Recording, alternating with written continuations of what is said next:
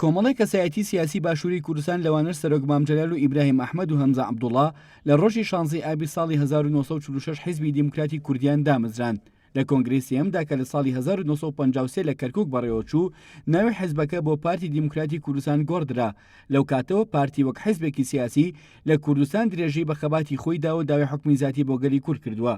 پارتی لە مێژوویدا بە چەند قۆناغێکدا تێپەڕیوە.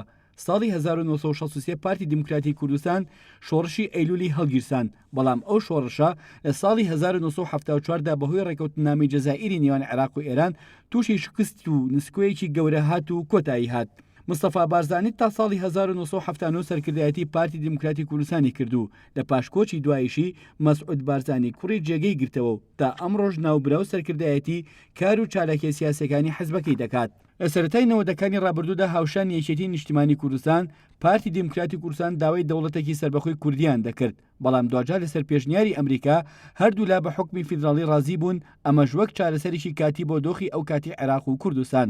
لە سەرەتای دامەزراندنی پارتیەوە سەرۆک مامجەلال وەک کەسایەتێکی سیاسی ڕۆڵی کاریگەری بینیوە و لە خەباتی سیاسی حیزبەکەدا.